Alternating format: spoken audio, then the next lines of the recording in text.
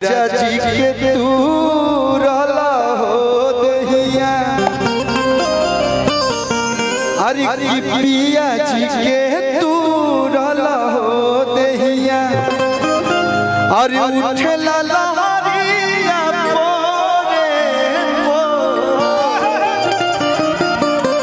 की पिया जी के तू रहला हो दहिया। अरे आप बोली कि हम गाएंगे झूमेंगे, दो चार को गाना गैला के बाद हम दोनों लोग साथ में झूमेंगे क्या भैया? अरे तने एक बार जोरदार हाला करके बताओ लोग कौन जिला है? कौन जिला है? ये पटना जिला है। पटना में है तेना शांति होला। हम एक पहले भी एरिया में आइल बानी, मैं एक लड़का सोन के मछरी खा के तड़ियाई बस बात। एगो हम गाना बचपन में गौले रहनी, मछरी के रास्ता में खिया के रोटी गरम आई रे गरम। यानी इसके लड़का से तनी बच के रही हो, काटा सही दिए रसो। एगो बड़ा बढ़िया नया गाना आइल बा, आप लोग के सुना देता नहीं। तानिया जी वाराणसी से आप भी आइए ना, आइए आइए आइए है ना, देखो डुल डुल के बिजी हो गई बाकी बलिए से। स्वागत है आप सभी लोग का। ये तानिया जी हैं हमारे बचपन की साथी और कुछ नहीं, बचपन की साथी। आप लोग शांति बनाइए, आप लोग थोड़ा रहिए, अच्छा लगता है। माना है अकेले लड़की का था ना डांस करिए, ये लोग खाली नो कि पहले काजू रहू तू यखरोट भइलू, बोल कैसे कमरिया से मोट भइलू। तू सोचलू कि हम काहे के बोलोनी, पहले काजू रहू तू यखरोट भइलू, बोल कैसे कमरिया से मोट भइलू। लड़किया कह दिया कि चूसे ला ला लाई, चूसे ला ला लाई, तब पलाई करे सोर हो पलंगिए पर। गोलू भैया थोड़ा भैया तबला में थोड़ा बढ़ा दो हल्का सा, ठीक है? अरे की चूसे ला ला लाई, तब पलाई करे सोर हो पलंगिए हो पलंगिए पर। प्यार करे पिया मोर हो पलंगिए पर, प्यार करे पिया मोर हो पलंगिए पर। पलंगिए पाहो पलंगिए पाहो पलंगिए पाहो पलंगिए पाहो पलंगिए पाहो पलंगिए। पलंगिया तो क्या करता तो लगा के लागे जोर हो पलंगिए।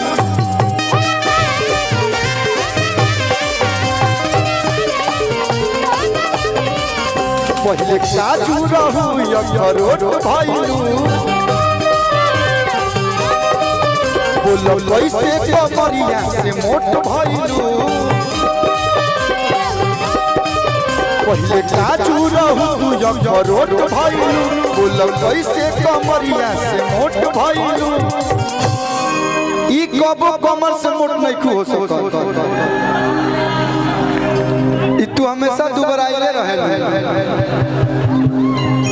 एक महीना ये जिला में टाइम दो का सर, सोन के मछरी खाइबू गोंगड़ा हो जाइबू का भाई? देखिए बाहर में क्या है, मिलावटी मिलता है। इधर आइए, मार ताड़ी पियो, मछरी खा। मैं जब भाई हमारे खिया पिया दिया सका भाई।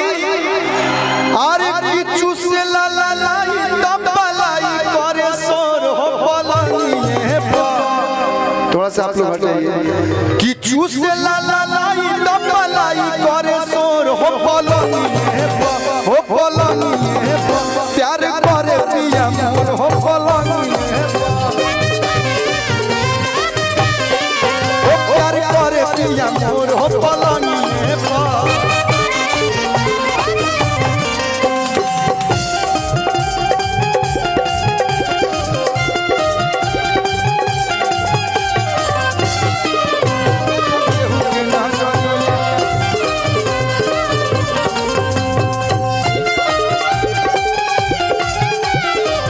ताली बजा के हो भाई।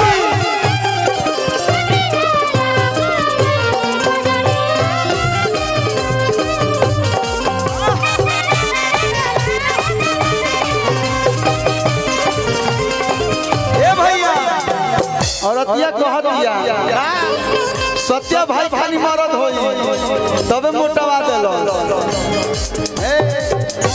कि हमर नई हर के सिंगल शरीर, हमर नई हर के सिंगल शरीर राजा जी धके तूर देवेले। जब 10 बजे होला अन्हार, टिक टिक 1 2 3 4 5 6 7 8 9 10 कि जब 10 बजे होला अन्हार तो प्यार भरपूर देवेले।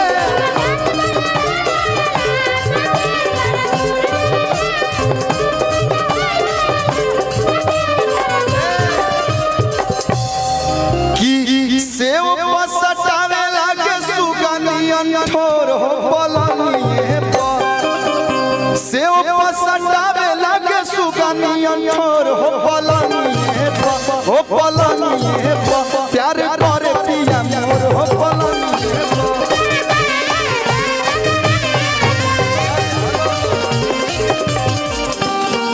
देखिए सुनील भैया हमने के बीच आ गए, हम चाप आई आप कब से लोग इंतजार करता है। हेलो एक बार हम चाह जोरदार ताली बजा के आप लोग सेल्फी रखवानी जी। सेल्फीज नहीं सेल्फी रखवानी। एक बार जोरदार ताली के लिए बजा दीजिए। देखने में पतली हैं लेकिन बहुत एनर्जेटिक एक्ट्रेस है। कुछ बोलिएगा, बोल लीजिए। नमस्ते प्रणाम बोल लीजिए। हेलो, कैसे हैं आप लोग? बाप रे कितना एनर्जी है आप लोगों में। हमारे बड़े भैया सुनील भैया जी को बहुत बहुत धन्यवाद बोलना चाहूँगी मैं, जो मुझे यहाँ पे बुलाए हैं। और राहुल सम्राट भैया को थैंक यू सो मच। और कल्लू जी आपको भी। मुझे तो गाना गाने आता नहीं है और मैं गाना गाती भी नहीं हूँ, तो कल्लू सर गाना गाएंगे और मैं इनके साथ थोड़ा बहुत ठुमका लगाऊंगी। तो आप सभी ने बहुत ज़्यादा प्यार दुलार और आशीर्वाद दिया, ऐसे ही देते रहिए। और लीजिए आप कल्लू जी के माध्यम से गाना सुनिए। नहीं ये गरीब सब लोग गावत, हमारा लगला तू तनी मनी गुनगुनाइए तो यही में लो ही जाए के बाद। कि कलू पूछे कब होई दुलारा को। कि राज शिल्पी रघवानी जी आप सबके बीच में उपस्थित है। एक बार जोरदार ताली बजा के आप लोग स्वागत कर दीजिए। बैठिए 2 मिनट। इतना बढ़िया बात बोलत 2 मिनट सुन लो।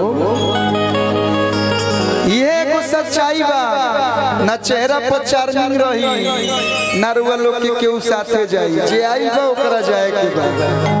ये एगो सच्चाई बा, यही ले जीवन मिलल बा। कहला कि कोई करोड़ जोनी काट के आदमी के मनुष्य के जीवन मिलेला। आए जीवन में आकर वह नाम ना कमैनी तरुआ का कहनी। बड़ी बढ़िया लाइन हमार गीतकार साहब पंकज जी लिखले बने।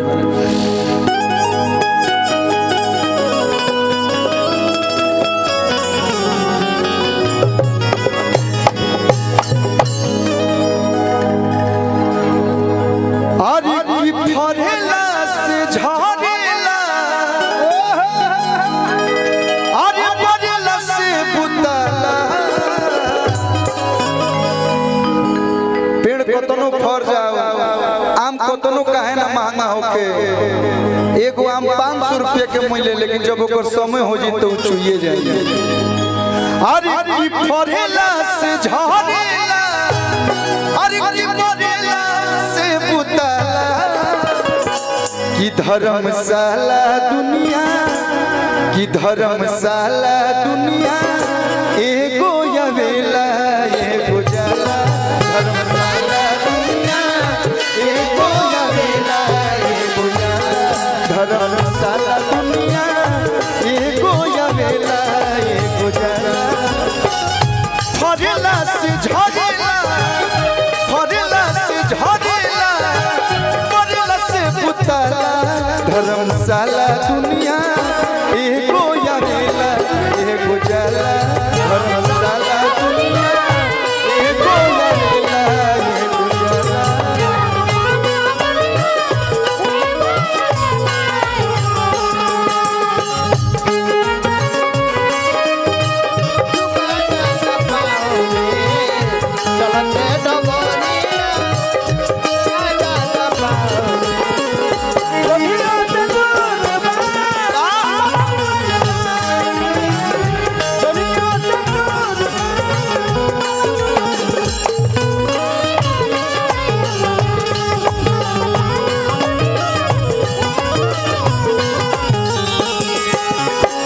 ब्रह्मांड के सबसे बड़ा पंडित रहे राम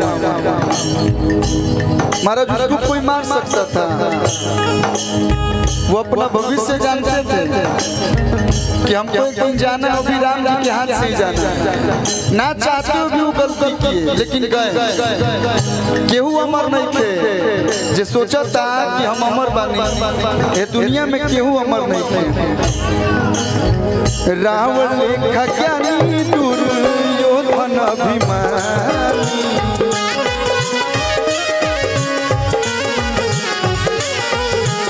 बाली लेखा सानी करम जैसन दानी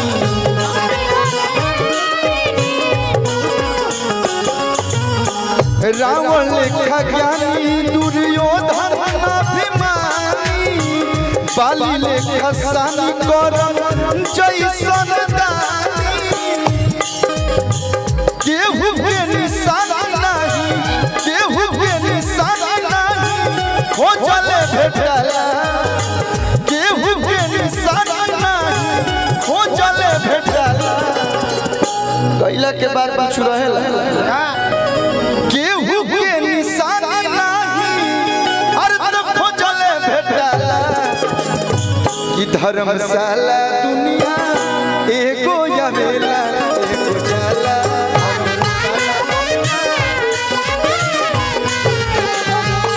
धर्मशाला दुनिया एगो या भैया जिया तनी जा तो मार मुंह पर 10 किस्म के क्रीम लागता मुंह क्या लगाबा शरीर क्या लगाबा बार क्या लगा तेल बा लेकिन मुआला के बाद मुआला पलास जे कर मुआला पलास जे कर दिल में बोराला कि मुआला पलास जे कर अरे कि दिल में बोराला धर्मशाला दुनिया एगो यवेला एगो जाला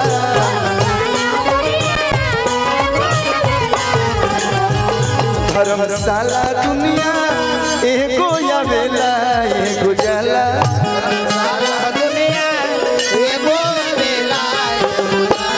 धर्मशाला दुनिया एगो यवेला एगो जाला धर्मशाला दुनिया एगो यवेला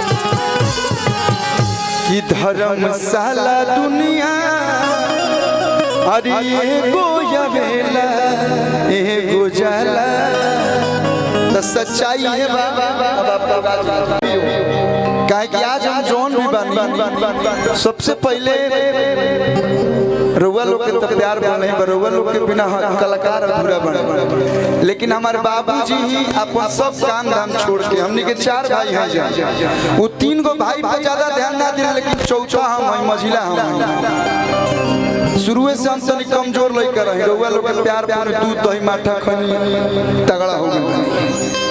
शुरू से हम तनी रोगिया टाइप के रहे, तो हमरा के लेके अपन में हीरो होंडा स्प्लेंडर पर लेके पापा जी आ खूब घुमावा, कैसे से लेके पुरान से लेके हर जगह, फिर वो लोग के आशीर्वाद से गाड़ी बंगला सब हो। अरे की चपले परान रही दान में, उहे रही है हमारा जीवन में, कि उनका याद आयल कबहू न छूटी, कि उनका याद आयल कबहू न छूटी हो, कि जब ले अरतिया न उठी,